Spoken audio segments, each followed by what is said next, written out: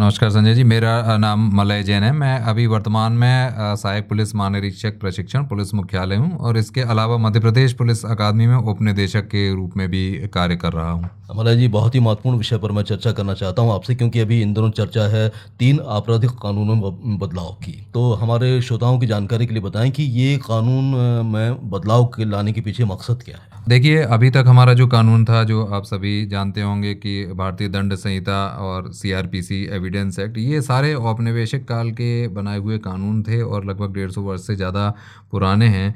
वर्तमान में इन 150 वर्षों में अपराध की प्रकृति, क्राइम की मॉडस ऑपरेंडी, सभी में बड़ा बदलाव आया है और हर एक चीज़ में आजकल साइबर मोबाइल का उपयोग शामिल हो गया है। एआई जो है अगली चुनौती है, तो बहुत सारे वर्तमान की आवश्यकताओं को देखते हुए ज़रूरी था और इसीलिए ये 3 नए कानून लाए गए हैं। तो इन 3 नए कानूनों के बारे में विस्तार से बताएं कि कौन-कौन से कानून हैं और इनके माध्यम से क्या परिवर्तन आ रहा है? जी, पहला कानून तो जो है आईपीसी की जगह जो शुरू होगा वो है भारतीय न्याय संहिता 2023। दूसरा सीआरपीसी की जगह पर है भारतीय नागरिक सुरक्षा संहिता 2023 और इसके अलावा जो भारतीय साक्ष्य विधान था उसकी जगह भारतीय साक्ष्य अधिनियम लाया गया है। और इसमें जो है बहुत सारे वर्तमान परिस्थितियों के अनुरूप इसमें बदलाव किए गए हैं, क्योंकि हम लोग जैसे देख रहे हैं आजकल जो व्हाट्सएप, फेसबुक, इंस्टाग्राम की साक्ष्य जो है वो है। इसके अलावा जितनी भी इलेक्ट्रॉनिक ऑडियो विजुअल एविडेंस है वो उसको सबसे बड़ा परिवर्तन जो है कि उसको साक्ष्य के रूप में मान्य किया गया है और सबसे बड़ी बात यह है कि प्राइमरी साक्ष्य में इसको शामिल किया गया है। इसके अलावा जो भारतीय न्याय संहिता है, बीएनएस है, उसमें जो है नए कई अपराध जोड़े गए, जैसे कि हम लोग वर्तमान में देखते आ रहे हैं मॉब लिंचिंग जैसी गंभीर घटना, उसको इसमें शामिल किया गया है और इसमें आजीवन कारावास से लेकर मृत्युदंड तक को शामिल किया गया है। राजद्रोह की जगह पर राष्ट्रद्रोह को लाया गया है। इसके अलावा स्नैचिंग आदि नए अपराध जोड़े गए हैं। एक और बड़ा महत्वपूर्ण किया गया है परिवर्तन, वो ये है कि जेंडर न्यूट्रलिटी का इसमें ध्यान रखा गया है और बड़ी महत्वपूर्ण बात जो है वो है कि पीड़ितों को ध्यान में रखकर ये कानून बनाया गया है और पूरा विक्टिम सेंट्रिक अप्रोच पर इसको आधारित किया गया है। अच्छा, जन साहब, मैं ये जानना चाहता हूँ कि कानूनों में जब ये बदलाव तो हो ही रहा है, तो क्या इन पर लगने वाली जो धाराएँ थीं, उनकी संख्या भी बदल जाएगी या उनके नंबर भी बदल जाएँगे?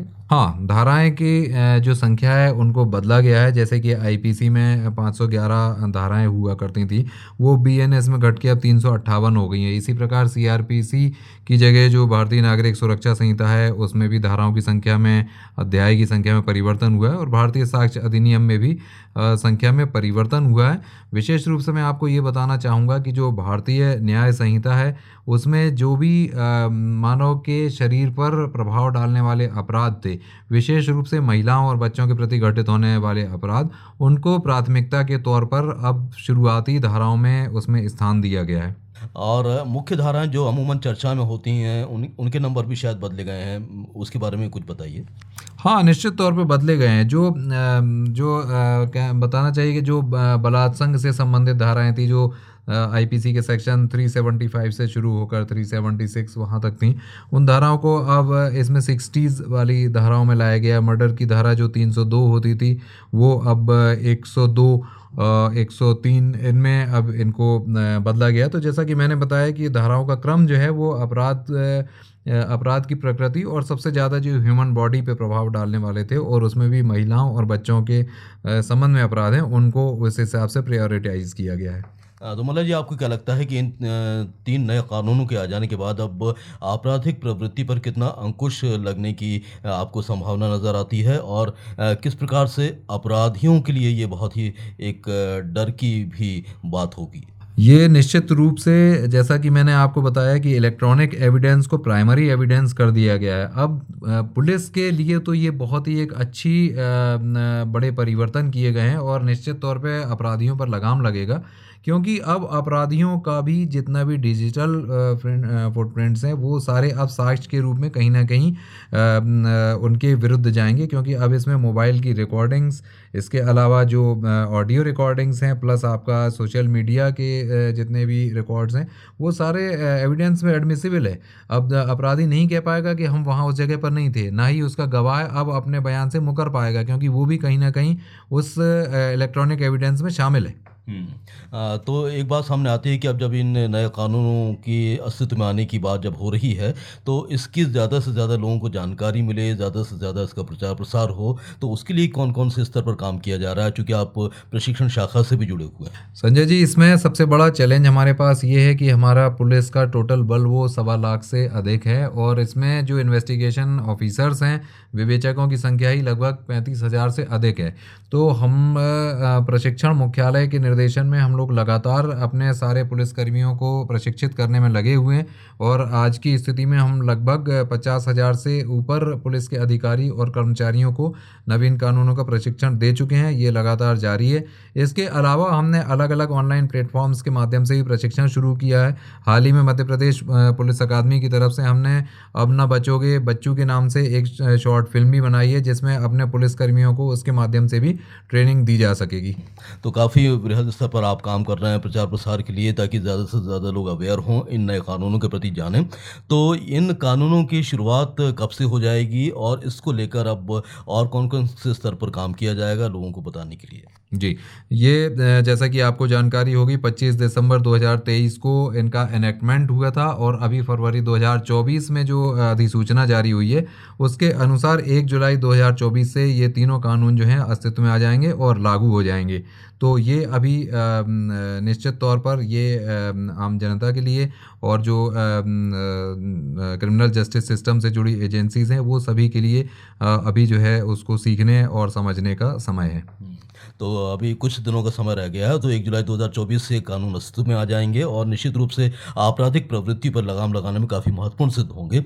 मलय जी, चलते-चलते आप क्या संदेश देना चाहते हैं? क्योंकि आपके माध्यम से आपका जो संदेश है, वो दूर-दूर तक पहुँचेगा। इन कानूनों की जो मूल भावना है, जैसा कि मैंने शुरू में बताया, ये पीड़ितों के कल्याण पर आधारित है। विक्टिम सेंट्रिक अप्रोच के आधार पर तैयार किया गया है। तो जो हमारे श्रोतागण हैं, उनको भी इस संबंध में जानकारी ज़रूर प्राप्त करना चाहिए कि यदि आप पीड़ित हैं तो आपके लिए इसमें काफ़ी सारे हितकारी चीज़ें जोड़ी गई हैं। जैसे कि आप एफआईआर करा रहे हैं तो आप एफआईआर की नकल आपको तुरंत मिलेगी। 90 दिवस के भीतर पूरी विवेचना की क्या प्रगति है वो आपको बताई जाएगी। जब चालान पेश होगा तो चालान की प्रति भी आपको दी जाएगी। इसके अलावा भी जो विक्टिम कंपनसेशन है वो आपको मिल सकेगा। तो ये हमारे श्रोतागण को भी जानना ज़रूरी है कि उनके हित में इस कानून में बहुत सारे प्रावधान किए गए हैं। अच्छा, एफआईआर को लेकर भी इसमें ये प्रावधान किया गया है कि अब यदि किसी के साथ कोई घटना होती है तो एफआईआर के लिए उसको एक निश्चित थाना ही ज़रूरी नहीं है, वो कहीं भी एफआईआर करा सकता है। इसके बारे में भी कुछ श्रोताओं को बता दीजिए। ये बहुत बड़ा बदलाव जो है भारतीय नागरिक सुरक्षा संहिता में किया गया है और इसके तहत दो चीज़ें हैं कि एक तो 0 की एफआईआर है, उसमें क्षेत्राधिकार का कोई विवाद नहीं होगा। आप जिस थाने में जाएंगे वहाँ बिना क्षेत्राधिकार के भी शून्य पर अपराध कायम होगा। और इसके अलावा ई एफआईआर का भी प्रावधान किया गया है। आप सीधे मोबाइल से संबंधित थाने पर सूचना देकर या ईमेल के माध्यम से अपनी सूचना दर्ज करा सकते हैं। एक शर्त इसमें यह रहेगी कि आपने जब सूचना दी है उसके 3 दिन के भीतर आपको संबंधित थाने पर जाकर अपने हस्ताक्षर करने होंगे। तो इस तरह से एक बहुत बड़ा बदलाव जो है वो पीड़ितों के पक्ष में किया गया है। और जैसे-जैसे इन कानूनों की जानकारी नागरिकों को मिलेगी और भी उन बहुत सारी बातें निकल कर सामने आती जाएँगी। मलय जी, आपने इतनी चर्चा की और नमस्कार भोपाल के लिए इतना समय दिया, उसके लिए हम आपके बहुत-बहुत आभारी हैं। बहुत-बहुत शुक्रिया आपका। बहुत धन्यवाद संजय जी।